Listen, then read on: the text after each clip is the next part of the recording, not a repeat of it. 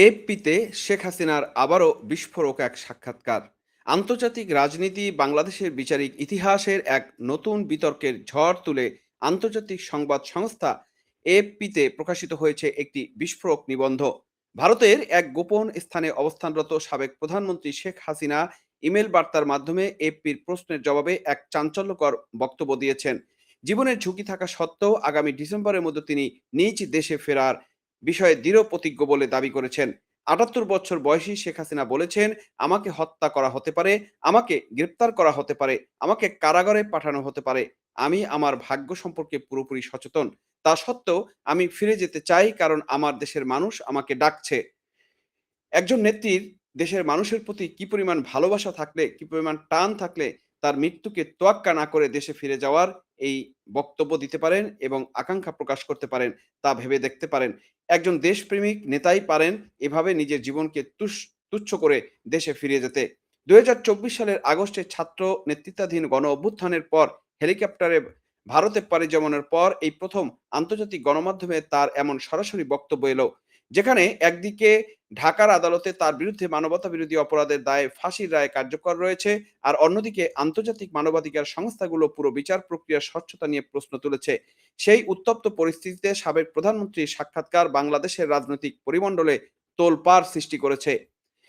দর্শক, আজকে আমরা এই এই এফপিতে প্রকাশিত যে তার বক্তব্য, তার বক্তব্যের প্রতিটি তথ্য, দাবির সত্যতা এবং ভূ রাজনৈতিক প্রভাব নিয়ে আমরা বিস্তারিত আপনাদেরকে তুলে ধরার চেষ্টা করব। আসুন এএফপির নিবন্ধে উত্থাপিত মূল পয়েন্টগুলো একটু ব্যবচ্ছেদ করি। ১৫ বছরের শাসনের পর ২০২৪ সালের আগস্টে যখন ক্ষুব্ধ জনতা প্রসাদে চূড়ান্ত হয়, তখন তিনি ভারতে আশ্রয় নেন, বা আমরা যেটা জানি সেটা হচ্ছে যে বাংলাদেশের সেনাবাহিনী তাকে বা বিমান বাহিনী তাকে নিরাপদ আশ্রয়ে প্রধানমন্ত্রীর পদমর্যাদায় ভারতের সরকারের কাছে নিরাপদ জোনে রেখে আসেন। জাতিসংঘের এক প্রতিবেদনে ইঙ্গিত দিয়েছে যে সেই সময় দমন নিপীড়নে ১৪০০ জন মানুষ নিহত হয়েছিল বলে বলা হয়। পরবর্তীকালে ঢাকায় একটি বিশেষ ট্রাইব্যুনাল মানবতাবিধি বিরোধী অপরাধে শেখ হাসিনাকে দোষী সাব্যস্ত করে ফাঁসির দণ্ডাদেশ প্রদান করে। তবে এএফপির সাক্ষাৎকারে হাসিনা এই রায়কে সরাসরি প্রত্যাখ্যান করে একে আইনের পোশাকে রাজনৈতিক প্রতিশোধ হিসেবে বর্ণনা করেছেন।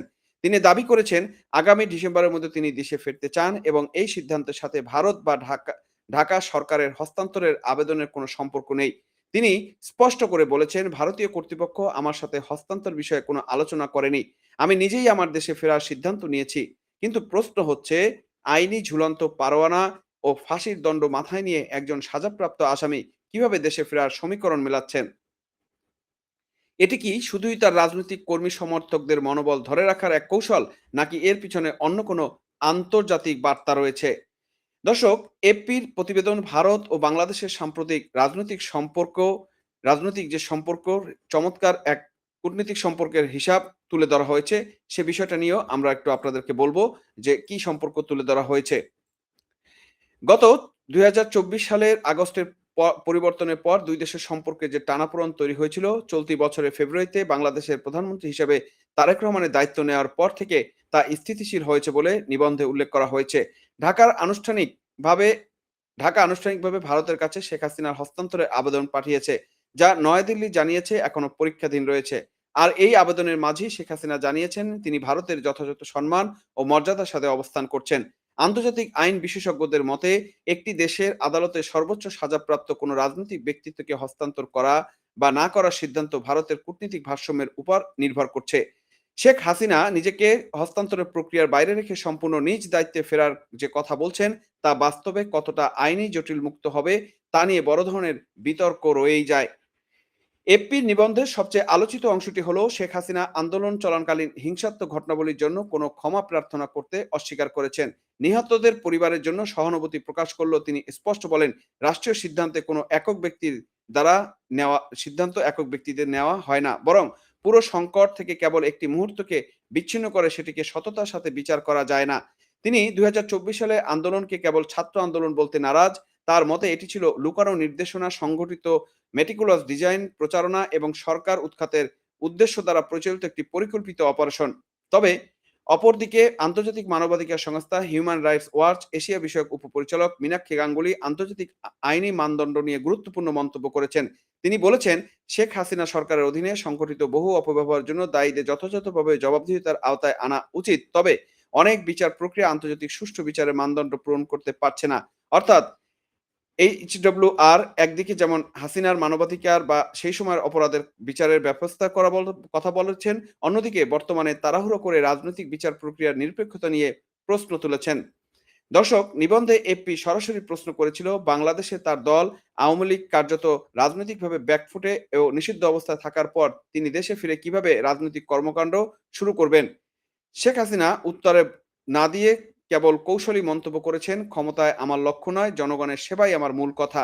কিন্তু বাস্তবতার জমিনে দাঁড়িয়ে বিচার করলে দেখা যায়, একটি দেশের বিচারিক আদালত যে নেত্রীকে ফাঁসির দণ্ডে দণ্ডিত করেছেন, তার শাসনকালের বিরুদ্ধে অতীতে নির্বাচনে কারচুপি, বিরোধী দল দমন এবং রিগিং করা আদালতের অভিযোগ ছিল, সেই নেত্রীর রাজনৈতিকভাবে পুনর্বাসিত হওয়া কতটা সম্ভব। যদিও শেখ হাসিনা দাবি করেছেন এসব অভিযোগের অনেকগুলো ছিল রাজনৈতিকভাবে নির্মিত প্রচারণা এবং প্রতিবারই নাকি নিরপেক্ষ তদন্ত করে অপরাধীদের বিচার আওতায় আনা হয়েছিল।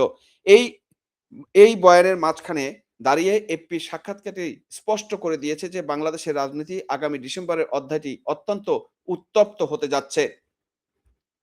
দর্শক, এখানে একটা জিনিস আমরা বলতে চাই, উনার বক্তব্য বা এপি সাথে এই যে আন্তর্জাতিক সংস্থা, মানবাধিকার সংস্থা WHR যে রিপোর্টটি বলেছে, যে কথাগুলো বলার চেষ্টা করেছে, যুদ্ধাপরাধীদের বিচার যেটা হয়েছে সেটা অবশ্য আইনসম্মতভাবে হয়েছে এবং সেই আইনকে যথাযথভাবে ফলো করে সময় নিয়ে এবং সুনির্দিষ্টভাবে আত্মপক্ষ সমর্থন করতে দিয়েই কিন্তু সেই বিচার হয়েছে এবং সেটা একটা গণদাবি ছিল।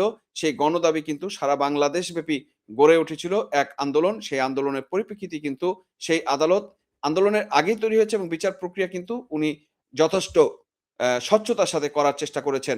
দর্শক, পরিশেষে বলতে চাই, আন্তর্জাতিক বার্তা সংস্থা এফপিতে প্রকাশিত শেখ হাসিনার এই ইমেইল সাক্ষাৎকারটি বাংলাদেশের রাজনৈতিক নাটকে এক নতুন মেরুকরণ তৈরি করলো।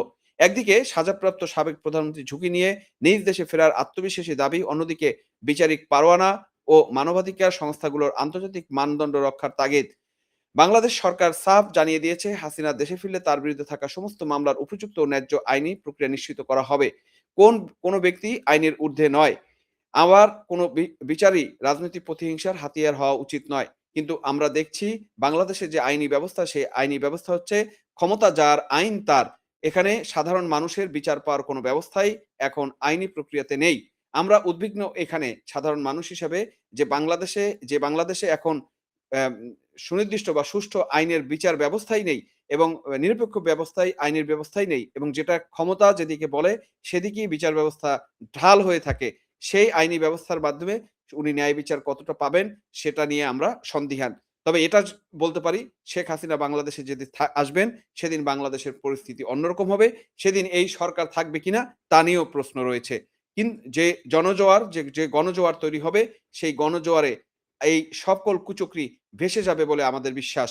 সঠিক ইতিহাস ও আন্তর্জাতিক মানদণ্ড বজায় রেখে নিরপেক্ষ বিচারিক প্রক্রিয়াই কেবল দেশের স্থায়ী রাজনৈতিক শান্তি ফিরিয়ে আনতে পারে। দর্শক, আপনারা কি মনে করছেন? এফপিতে দেওয়া শেখ হাসিনা আগামী ডিসেম্বরের মধ্যে দেশে ফেরার এই ঘোষণা কি বাস্তবে সম্ভব? নাকি এটি আন্তর্জাতিক মহলকে বার্তা দেওয়ার এক রাজনৈতিক কৌশল? কমেন্ট বক্সে আপনার শানিত ও নিরপেক্ষ মতামত জানাবেন। ভিডিওটি লাইক, শেয়ার করে সত্যের এই বিশ্লেষণী সঙ্গী হন। সজাগ থাকুন, দেশের রাজনীতি, আইনের প্রকৃতির উপর নজর রাখুন। আজ বিদায় নিচ্ছি। তবে বিদায় নেওয়ার আগে সেই একই বাণী, একই বার্তা আপনাদেরকে দিতে চাচ্ছি। আপনার ঘরে যদি শিশু সন্তান থাকে, বিশেষ করে মেয়ে শিশু সন্তান, আপনার ঘরে যদি টিনেজার থাকে এবং মেয়ে টিনেজার বা ছেলে টিনেজার এবং মুরব্বি থাকে, তাদেরকে বিএনপি, জামাত, এনসিপি হাত থেকে, জঙ্গিদের হাত থেকে নিরাপদ রাখুন, সাবধানে রাখুন। কারণ যেভাবে নারীদের নির্যাতন চলছে, শিশুদের উপরে নির্যাতন চলছে, যেভাবে ধর্ষণ চলছে এবং যেভাবে বলাৎকার করা হচ্ছে, তাতে এই বিএনপি, জামাত, এনসিপির কাছে কেউ নিরাপদ নয়। ধন্যবাদ সবাইকে সাথে থাকার জন্য।